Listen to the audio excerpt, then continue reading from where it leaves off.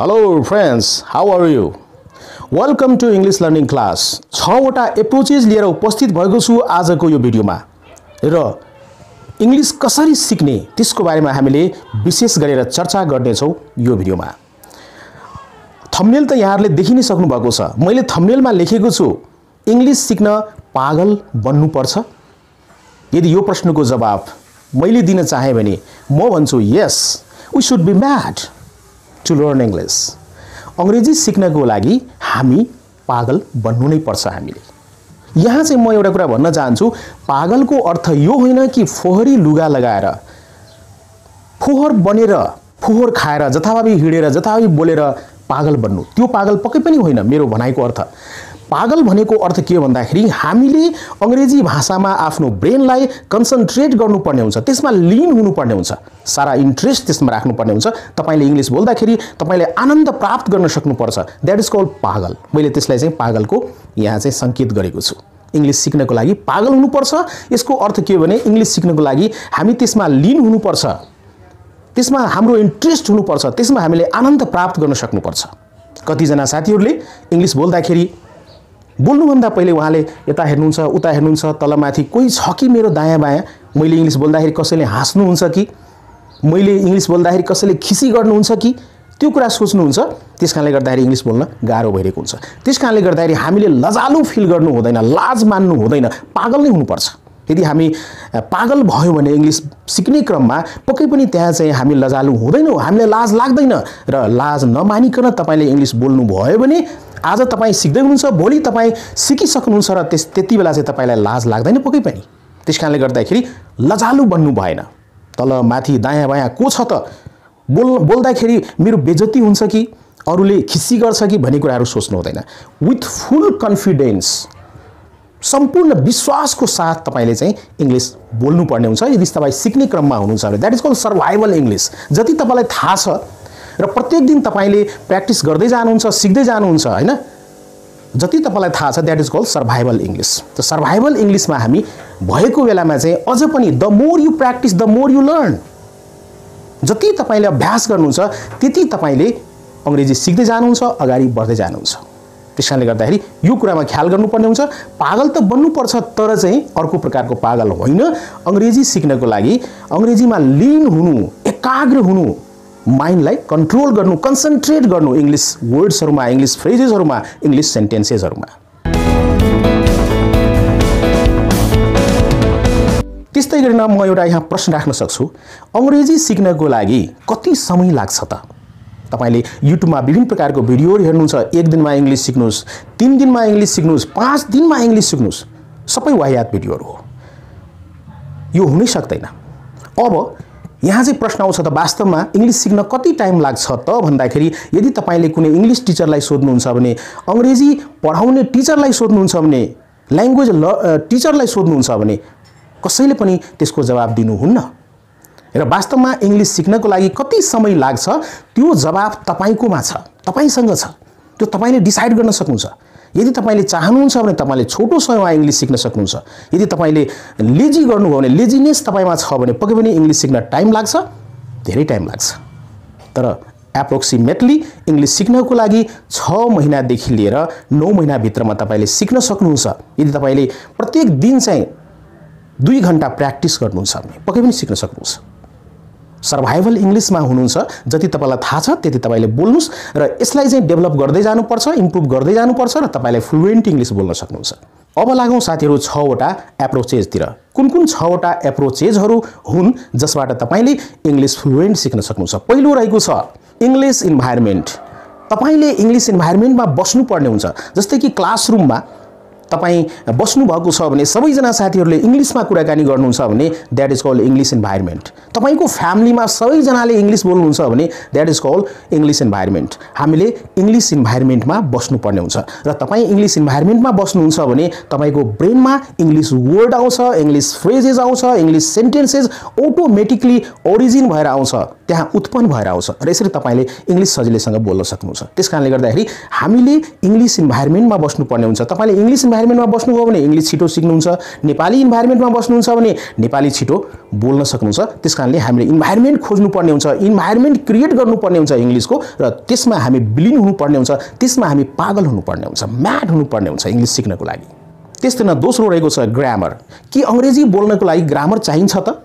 मलाई लाग्छ अंग्रेजी बोल्नको लागि पक्कै पनि ग्रामरको आवश्यकता पर्दैन।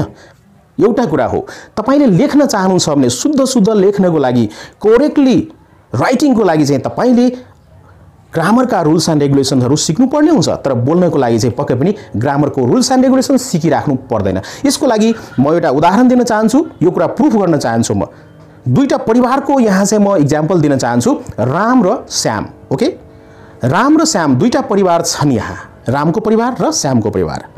रामको परिवारमा सबैजनाले नेपालीमा बोल्नुहुन्छ, तर श्यामको परिवारमा सबैजनाले इंग्लिशमा कुराकानी गर्नुहुन्छ, किनभने उहाँहरू धेरै वर्ष 20 वर्ष अमेरिका बस्नुभएको थियो र फर्केर फेरि नेपाल आउनु भएको छ। रामको घरमा सबैजनाले नेपालीमा बोल्नुहुन्छ, नेपाली इन्भाइरोमेन्ट त्यहाँ छ, र त्यसमा श्यामको घरमा सबैजनाले इंग्लिशमा कुराकानी गर्नुहुन्छ, त्यहाँ इंग्लिश इन्भाइरोमेन्ट छ। अब छोरा जन्मिन्छ दुईटै परिवारमा, रामको परिवारमा छोरा जन्मिन्छ, श्यामको परिवारमा पनि छोरा जन्मिन्छ। बच्चाहरू ठुलो हुँदै जान्छ र त्यसपछि बच्चा ठुलो भइसकेपछि 4 वर्ष 5 वर्षको भइसकेपछि बच्चाले चाहिँ आमा बाबा भन्नुहुन्छ नेपालीमा, रामको छोराले। तर श्यामको छोराले बोल्दाखेरि ड्याडी मम्मी भन्नुहुन्छ। त्यस्तै नै रामको परिवारमा बच्चाले चाहिँ तिर्खा लाग्यो भने पानी भन्नुहुन्छ, तर श्यामको परिवारमा त्यो बच्चाले चाहिँ वाटर भन्नुहुन्छ। यसरी के हुन्छ भने रामको परिवारमा त्यो बच्चाले नेपाली शब्द, नेपाली फ्रेजेसहरू, नेपाली सेन्टेन्सेसहरू हैन बोल्दै जानुहुन्छ। त्यस्तै न श्यामको परिवारमा त्यो बच्चाले चाहिँ इंग्लिशमा बोल्नुहुन्छ हैन। त्यस्तै गरिकन रामको परिवारमा त्यहाँ के छ भने नेपाली इन्भाइरोमेन्ट रहेको छ र नेपाली उसको पहिलो ल्याङ्ग्वेज हुन्छ, र इंग्लिश सिक्न खोज्यो भने इंग्लिश सेकेन्ड ल्याङ्ग्वेज हुन्छ, तर नेपाली फरर बोल्नुहुन्छ, किनभने नेपाली भाषालाई बच्चैदेखि त्यो बच्चाले चाहिँ सुनेको छ, कपी गरेको छ, नक्कल गरेको छ कि मेरो बुवा र मम्मीले के बोल्नुहुन्छ त्यो कुराहरू उसले सुनेको छ। र त्यस्तै न श्यामको परिवारमा बच्चाले इंग्लिशमा फरर कुराकानी गर्न सक्छन्, किन भन्दाखेरि उसले बच्चैदेखि इंग्लिश वर्डहरू, फ्रेजेसहरू, सेन्टेन्सहरूलाई आफ्नो आमा बुवाबाट, परिवारको सदस्यहरूबाट सुनेको छ। त्यसकारणले गर्दाखेरि पहिले हामीले सुन्नुपर्ने हुन्छ हैन, सुन्नुपर्ने हुन्छ कसले के बोलिरहेको छ त, कस्तो प्रकारको प्रोनाउन्सिएसन गरिरहेको छ त, कस्तो प्रकारको वर्ड, फ्रेजेस र सेन्टेन्स स्ट्रक्चरहरू प्रयोगमा ल्याइरहेको छ त, त्यो कुरा हामीले पहिले सुन्नुपर्ने हुन्छ। र त्यो बच्चाहरूले पनि त्यस्तै गरेको छ, सुनेर इंग्लिश सिकेको छ श्यामको परिवारमा त्यो बच्चाले, र सुनेर नेपाली सिकेको छ, नेपालीमा राम्ररी कुराकानी गर्न सक्नुहुन्छ। श्यामको छोराले इंग्लिशमा कुराकानी गर्न सक्नुहुन्छ। त्यसकारणले गर्दा त्यहाँ इन्भाइरोमेन्ट पनि रहेको छ, नेपाली इन्भाइरोमेन्ट, इंग्लिश इन्भाइरोमेन्ट। र पहिले त्यो बच्चाहरूले नकल गर्यो, सुन्यो, त्यो कुराले सिक्यो, अनि मात्र बोलेको छ। यहाँ भनाइ पनि छ, think before speak, listen before speak. बोल्नुभन्दा पहिले हामीले चाहिँ सुन्नुपर्ने हुन्छ। त्यसकारणले गर्दाखेरि सुन्ने बानी चाहिँ हामीले बसाल्नुपर्छ र त्यसपछि त्यसलाई चाहिँ हामीले प्र्याक्टिसमा ल्याउनु पर्ने हुन्छ। जस्तै कि रामको छोराले चाहिँ नेपाली सिक्यो, त्यस्तै न श्यामको छोराले इंग्लिश सिक्यो। त्यो मेथडलाई चाहिँ the method of language acquisition भनिन्छ। त्यो एक्विजिसनको मेथडद्वारा चाहिँ ती बच्चाहरूले चाहिँ नेपाली इन्भाइरोमेन्टमा रहेर, इंग्लिश इन्भाइरोमेन्टमा रहेर त्यो भाषा बोल्न सकेको हो। That is called the method of language acquisition.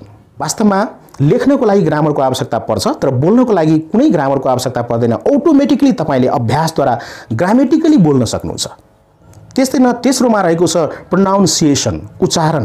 कुनै पनि इंग्लिश वर्ड, फ्रेजेस र सेन्टेन्सलाई तपाईले करेक्टली उच्चारण गर्न सक्नुपर्छ, र तपाईले उच्चारण गर्नुहुन्छ भने तपाईलाई प्र्याक्टिस हुन्छ।